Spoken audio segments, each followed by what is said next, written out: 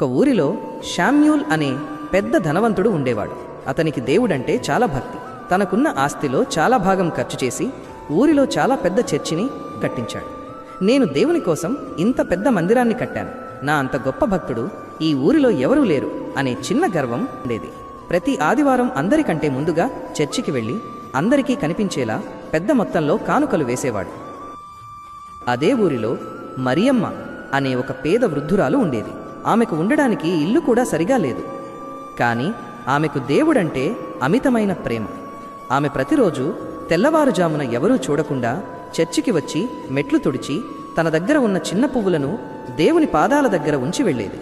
ఒకరోజు శామ్యూల్ గారు చర్చికి వస్తుండగా మరియమ్మ మెట్లు తుడుస్తూ కనిపించింది. ఏమ్మా, పక్కకి జరుగు, నా బట్టలకు దుమ్ము అంటుకుంటుంది. దేవుని మందిరంలో ఎప్పుడు ఈ దుమ్ము ధూళి ఏంటి అని విసుక్కున్నాడు. ఆమె పాపం భయపడుతూ, క్షమించండి అయ్యా, దేవుని మందిరం శుభ్రంగా ఉంటే ప్రభు సంతోషిస్తారని ఇలా చేస్తున్నాను అని చెప్పింది. నువ్వు తుడిస్తే సరిపోదు, నేను ₹1000 ఖర్చు పెట్టి టైల్స్ వేయించాను కాబట్టి ఇది ఇంత అందంగా ఉంది అని అహంకారంతో లోపలికి వెళ్ళిపోయాడు శామ్యూల్. కొన్ని రోజుల తరువాత ఆ ఊరిలో భయంకరమైన వరదలు వచ్చాయి. ఇళ్ళు చెట్లు కొట్టుకుపోతున్నాయి.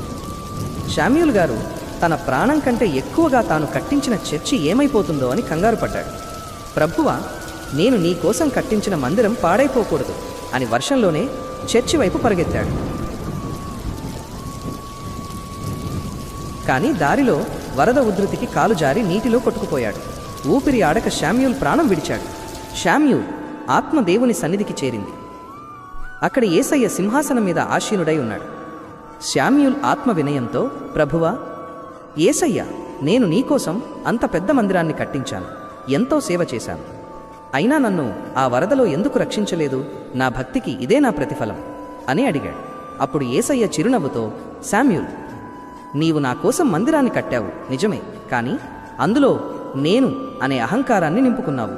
నీవు రాళ్లతో మందిరాన్ని కట్టావు, కానీ ఆ పేద మరియమ్మ ప్రేమతో నా హృదయాన్ని కట్టింది అని అన్నాడు. శామ్యూల్ ఆశ్చర్యపోయాడు. ప్రభువా, ఆమె కేవలం మెట్లు తుడిచే ఒక పేదరాలు కదా? యేసయ్య ఇలా అన్నాడు, ఆ రోజు నీవు ఆమెను చిన్నచూపు చూశావు, కానీ వరదలు వచ్చినప్పుడు నీవు నీ చర్చి గోడల గురించి ఆలోచించావు. కానీ ఆ మరియమ్మ తన గుడిసె మునిగిపోతున్నా సరే మోకాళ్ళూని, ప్రభువా, మా ఊరి ప్రజలను, ముఖ్యంగా ఆ పెద్దలు శామ్యూల్ గారిని కాపాడు అని ప్రార్థించింది.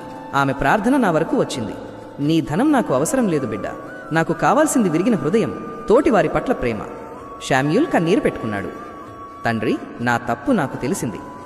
గొప్పలు చెప్పుకోవడం భక్తి అనుకున్నాను. సాటి మనిషి